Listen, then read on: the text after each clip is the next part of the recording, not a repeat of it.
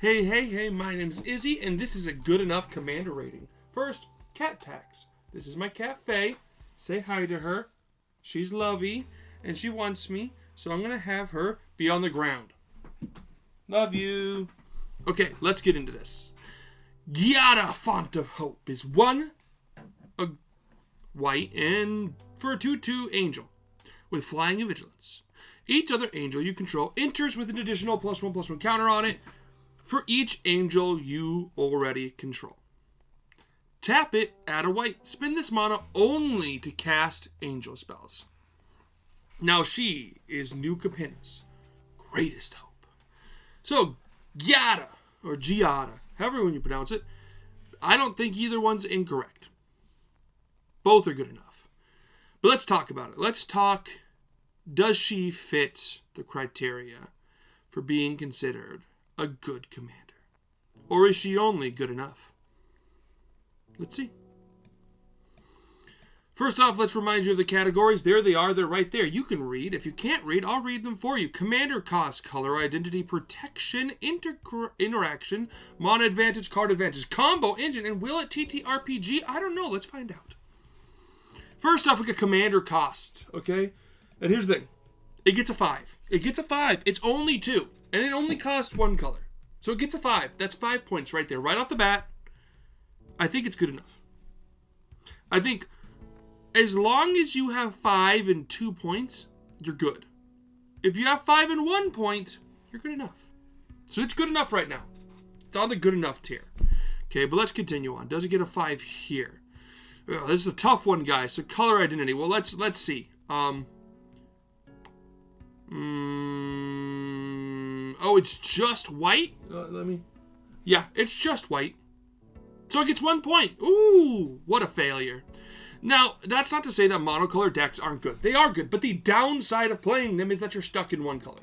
Now, as Commander and Magic in general gets more and more cards added to it, the less problematic it will be in one color. But it does give you a downside at all times, because you can only do stuff that white does. It doesn't really do anything else. There are upsides to monocolored decks, mind you. There are a handful of cards that you can kind of have swirling around to really push your deck to the next level. And as they release more and more monocolored upsides, it might not be as bad to be at one point, but I don't think they'll ever add enough to really make Commander or like Magic not have point system based off of colors. The more colors you have, the better your deck is. Plain and simple. Next is protection. Does it protect itself? No. It does not protect itself. It has 0 protection. None at all. It's not good at protecting itself. In fact, it's actually, since being a 2/2, can die to a lightning bolt. So, that's my cat. Stop it. Okay. She said, oh, now she's trying to get me. Okay. She was scratching at the window. She sees the rain. She likes rain. Oh no, it's my cat again, guys. She wants love. Okay, fine. You can be my lover right now. That came out wrong. Here's my cat. She'll be on screen for right now. So next up is interaction. Does it interact with my opponents? Ooh, maybe. There's a chance. Let's see. No, it doesn't. What do you think, Faye? She doesn't think it does either. Yeah, no points. No points awarded for interaction. Moving on. Mana advantage. Oh, didn't it say tap and add a white? Yeah, it did. That gives it 2 points. It taps for mana. Not the best option, but it's still 2 points. Now you might be coming at me. Cat, you can go down. Well, it only taps for angels. That may be true. But, like, I mean, you're running an angel deck. If you... As a commander, that doesn't matter. Honestly, it doesn't, guys. Not at all. It just matters that it taps for mana for its purpose of the deck, and the deck is filled with angels, because that's kind of the point of Giada. So, yeah, like, it gets 2 points there. But still, not a great commander so far. Card advantage. Oh, come on. It's got to have...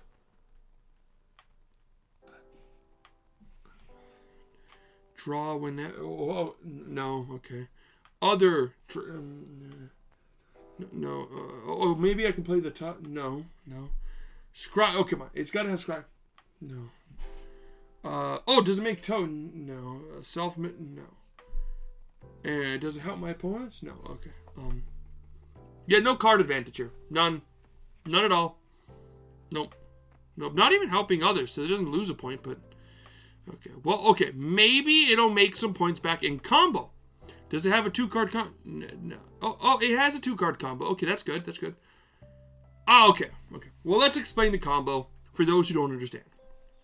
So, Giada, Font of Hope, doing its whole 1/1 counter thing, works very well with something with Persist. So Twilight Shepherd is 3 generic and 3 white for a 5/5 angel with flying and vigilance. And when it enters the battlefield, return to your hand all cards in your graveyard that were put there from the graveyard this turn.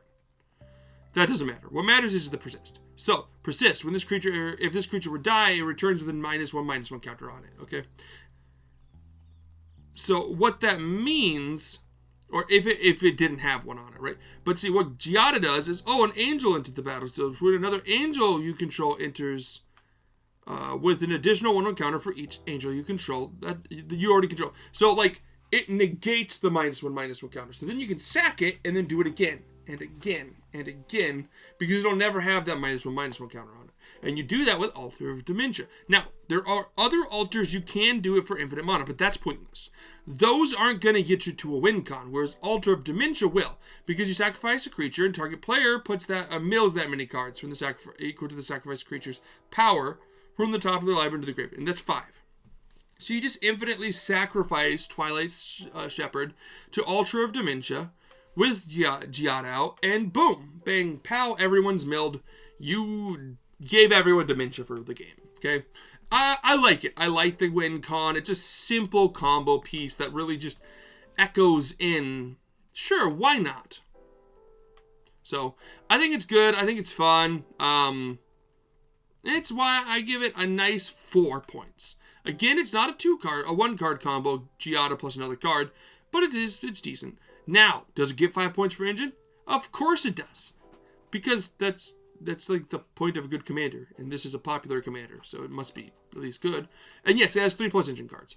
So you have Sternheim Aspirant. This makes all angels cost 2 less to cast, which triggers her 1/1 counters more often and gives people more 1/1 counters. Valkyrie Hellbringer, which at the beginning of each end step, if you gained 4 or more life this turn, create a 4/4 white angel creature token with flying and vigilance. Now, you might say, well, you're not necessarily going to be gaining life, and that might be true, but you probably will because you're in a mono white angel deck. Besides that, she can hit someone, always gaining you 4 life, and that will, at least at the beginning of your end step, make a 4/4 angel, which does get the 1/1 counters because it does not matter if it's a token or not for Giada. And that gives you another angel that'll keep buffing stuff. But the best one, or my favorite one, is Luminarch Ascension. This is 1 and a white for an enchantment at the beginning of each opponent's end step. If you didn't lose life this turn, you may put a counter on it, a quest counter on it. And then for 1 and a white, you can create a 4/4 angel creature token with flying and activate this ability only if you have 4 more quest counters on it, which is pretty good, honestly. That just allows you to keep making more and more angels, and if you have a lot of angels, each one comes out with more and more 1/1 counters, and you kind of flood the field. So there's a few more cards out there, honestly, but 3 is all you really need to push that. Yeah, it's an engine. There's a lot of good cards that kind of work with it, and that's really what you're aiming and pushing for with this commander, is just really having a good engine. So, all that being said, where does it land?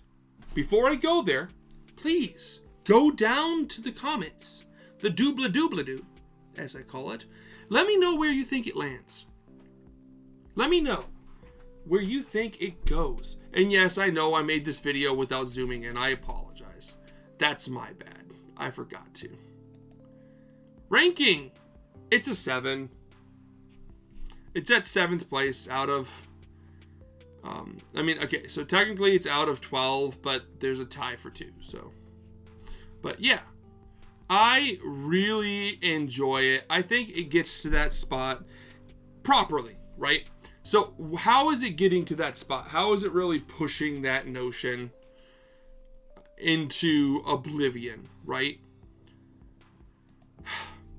So, the reason it gets 7 over like something like Sauron or Krenko or Atraxa or Lathril being on an 11, I think comes from its cost, right? So, it has 2 5s. The thing about most of these guys is that they almost all have a 5 in engine. So, that's a toss-out. They all get that 5. So, you need a second 5 to really push itself. And most of them do, right? Unless you're Lathril. Actually, you might, maybe, yeah. But here's the thing. Then you need, a lot of them, honestly, have that combo. That's these, like, Krenkos and Atraxa, where they get a 5 somewhere, and then they get a 4 somewhere. Or they get 2 5s and then a 4. Actually, Atraxa doesn't even get 2 5s. Oh, actually, they're both 14. They should be tied. I am correcting this. There we go. That's better. Didn't realize those tied. My bad. We'll get more ties along the way, but... Right. So, like, yeah, you see... You really need, for Giada, you get 2 5s, an engine and commander. You get the 4 for the combo, but then you just have these little things. Like, everyone gets a point for color identity, unless you're colorless, in which case you get no points. But yeah, you get at least 1 point usually, and then you need something else. And it does that little bit more with the mana advantage. Giving it a little bit more than these other guys. Just a little. Not much. So. But yeah. Let me know what you think about Giada and where it stands. And if you agree that it is better than these commanders in a lot of ways. But lastly, and my favorite, will a TTRPG story fight in class? So, Giada, Font of Hope, is meant to be a hero, okay? How do we turn that into a villain or an antagonist, right? Well, simple. Set your world, okay? So, this is New Capenna, so you don't have to have it be New Capenna, okay? But I do highly suggest it be a city or a metropolis of some form, right? And your crew is part of the underbelly, right? You're the downtrodden. You're the ones who've been repressed. And who were the repressors originally? Angels. Angels were repressing everyone. They were the higher upper class. They didn't like any of the other people out there. And their will was truth, okay? They brought order and stability to the city. But your fathers and mothers and other creatures that may be asexually reproducing, your guys all fought back and defeated the angels. And that created multiple families. This is the story of New Capenna, right? Multiple different crime families, and each one of you could be from a different crime family, okay? Or you could all be from one crime family. Really up to you. And I think what would be cool is running a campaign where your goal is to stop Giada from resurrecting the angels, right? And this is kind of cool using the magic terminology or the world, but you can put it in any world, right? You can say, okay, well, this is in D&D. I'm just going to use the setting of Capenna, right? Or this is in, I don't know, name another TTRPG. Pathfinder, Starfinder, there's a lot. I can't name them all right now. My head doesn't work right now like that. But yeah, any TTRPG that really works like that. And you could really have it like work in that spot. I was trying to think of specifically, not Cyberpunk. That has one. But, dang, I forget the name of it. Let me find it. Give me a second. I was thinking Shadowrun. That's what I was thinking. So yeah, you take something like even Shadowrun, which would probably work very well, and you have, lived in this world, and you've lived here your entire life, and you're all varying ages probably, and you're there to stop the angels from coming back. Okay, you heard rumors of this Giada who's trying to bring hope back to civilization. And that's fine and dandy, but the issue... That's my ringtone, or my notifications. But yeah, the issue there is really this, like, she wants to bring the angels back, and she thinks she's doing well. And maybe she even has a team of people who believe that the angels brought the property back, right? You need to stop her. You need to stop her from doing it, but every time she gets an angel back, they get stronger, okay? So, the longer the campaign goes, the harder it is. But you don't know where she is right away, so you got to solve stuff. And, I don't know, every week that it takes you to figure something out, or whatever time limit you want to do based off of how well that rounds out in the game, another angel comes out, and they all get stronger and more powerful, like, than the last angel. And so more and more angels comes out, and they're stronger and stronger, and so you have to hunt them down, and then you get, like, you're, like, sent out on missions to go stop these angels because they're coming back, and you can't have it. I think that'd be an interesting setting. I think that's a great spot to be in for a story, right? You need to stop Order from coming back because the chaos is just what the world needs. The Order wasn't fair. It wasn't kind. It was people on top and other people on bottom with no way of climbing for people like you. Now at least you can climb up the ranks, you know, within your family. The fight's interesting. So once you finally get to her, she'll be with her angels. So you're going to have to take a lot of angels out. And the more people, the higher ranking you get up in your family, the more people you have with you when you go into the fight. And that'll be kind of cool because, like, you could just play, like, low people and rush at her. But if she has 3 angels, you might not win. It might be her and 3 other angels, and you're gonna struggle. But if you, like, wait a bit and get higher up, she might have 7 angels, but you have, like 10 people each going to fight these guys. So that could be interesting. And the class, I mean, she's an angel. I really don't think you need to give her a class. If you wanted to, you could go cleric. But I think she TTRPGs pretty well. Let me know what you think of Giada down in the doobly-doobly-doo. And don't forget to subscribe. Peace.